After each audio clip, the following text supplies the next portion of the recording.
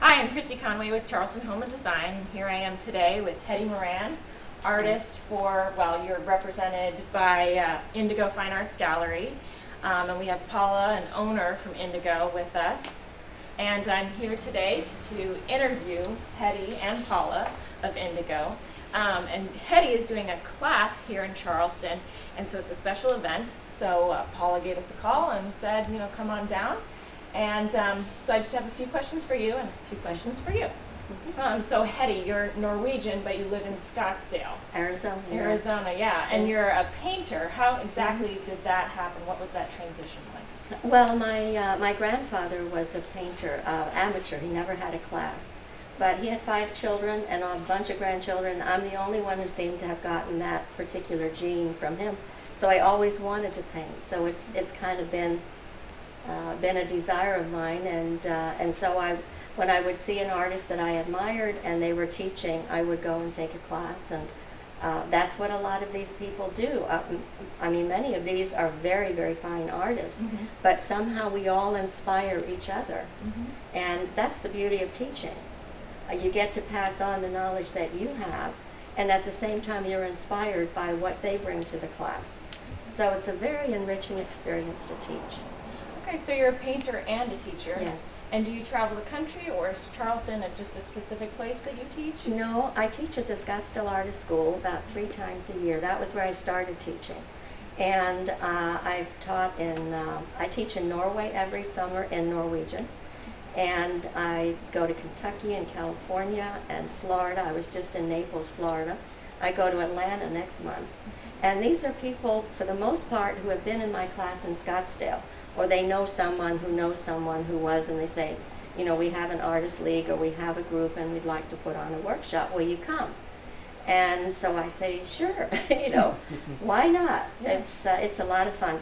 And the thing I think is such a blessing. I meet so many neat people, and a lot of them are, they come back. I see a lot of the same people, and I can see how they're growing and how they're using some of what I'm contributing, which is very, very rewarding to me. So I hear that a lot of you are actually not from the Charleston area. We've got people from, where did you say? New Jersey. We have 3 who have traveled all the way from New Jersey, Meg from Princeton, and it's a wonderful opportunity to show off Charleston. Yes. We're very thrilled.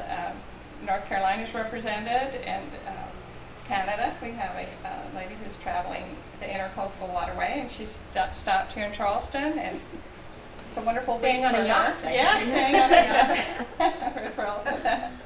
It's a wonderful class. We're very proud of them, and we're proud of our city, and hope you're enjoying it. So, Heidi, how did you get hooked up here with Indigo? How are they? I mean, she is one of, what, 13 painters of yours? She is, and I had, early in my career, I studied with another artist, and then we had a mutual friend. So Joyce Pike was one of my early instructors and one of Heidi's.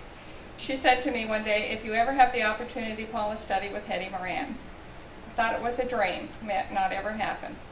One day, I traveled to Philadelphia, studied with Heidi, and we've become very, very close, and I could not wait to bring her to Charleston. Great.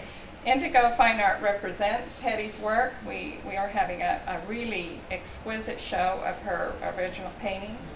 And during this period, we invited her to come to Charleston, and we set the class together. We asked St. Mary's Church, can we please use the hall? And we put the class together and build it, they will come.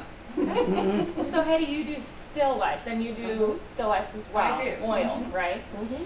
Can you tell us why you chose that medium and that subject matter? Flowers are an incredible excuse for color.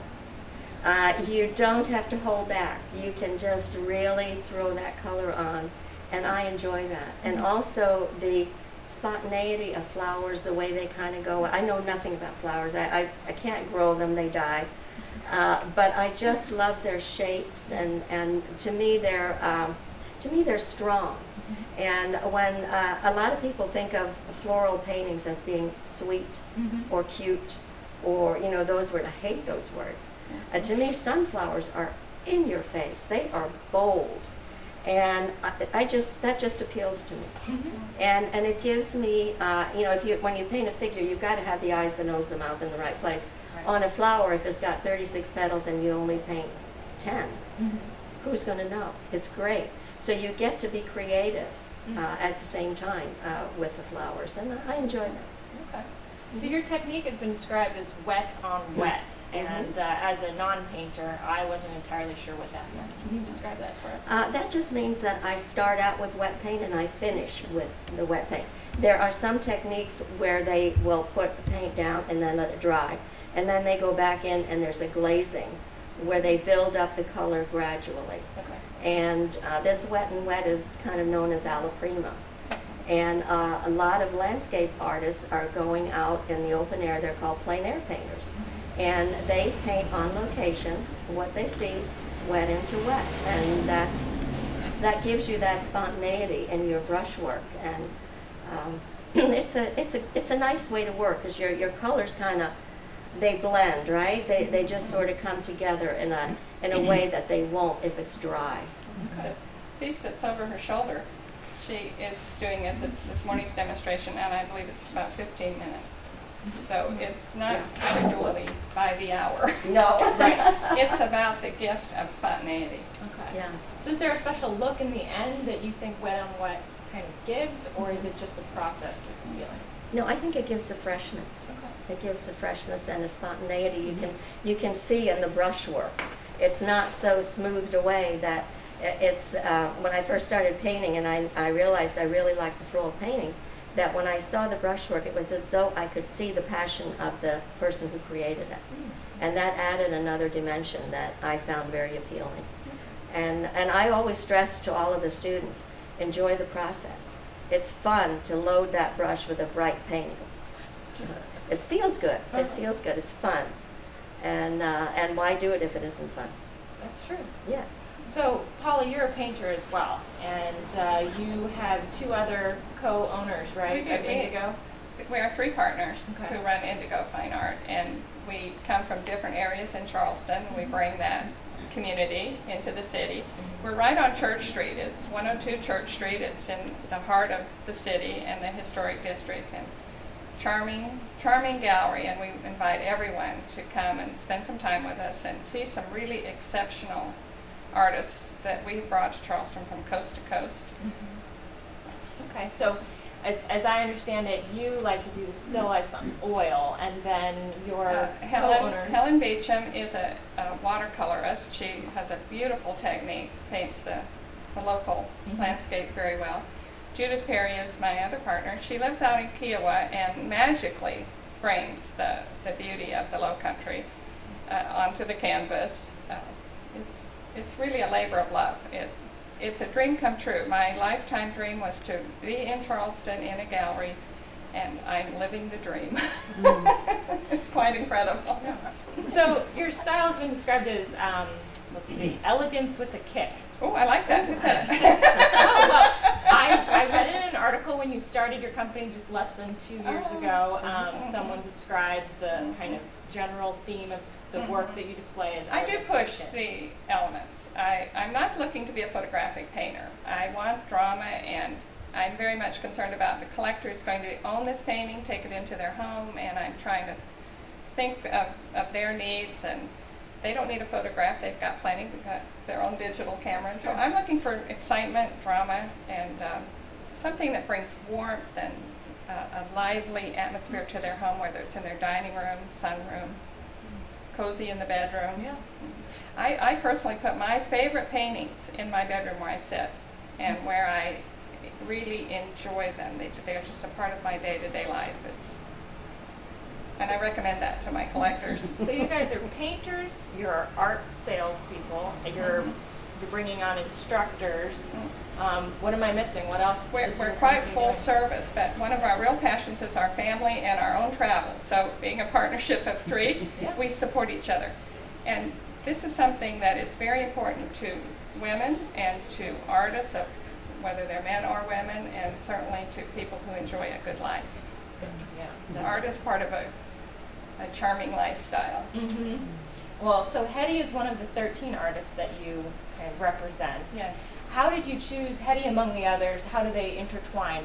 What's the commonality between Heidi is the finest still life floral artist that I have the privilege to ever know and actually meet her work. Like sometimes we talk about the people who are gone before, and there certainly are some really excellent artists, but a living, teaching, sharing, good friend is Heidi Moran. She really is. And we want the best. Mm-hmm. We represent another artist, Kent Lovelace, who lives up in the Pacific Northwest. He comes from a whole different category of painting. He's mm-hmm. doing oil on copper, same medium, but he's choosing a different base. He's approaching it from his travels around the world. We're proud. We're just proud of him. And but you don't only do painting. I hear blown glass as well. I do. I have a artist, Charles Friedman, is a glass blower. He comes to us from Washington also, ships his work to us, but he's just the best. He's the finest we have seen in glass blowing. And he'll be coming. He's excited. You know, we talked to him on the phone. He wants to meet us. We'll do a little show for him, and this is in April. He'll be coming. You can meet him. He spent his childhood playing out along the Pacific coastline, and he would bring pieces of glass home. His mother collected them. So she had this big basket of this beautiful glass. It's not really glass, it's seashells. It's real shells that grew and lived in the ocean. They unfortunately are extinct because of the changes of the water. But from his travels and his desire to find these shells in people's collections, he now creates them in glass. It's, talk about a labor of love. Yes. You know, from your childhood to your adult years, and reintroducing the world to a really beautiful art form.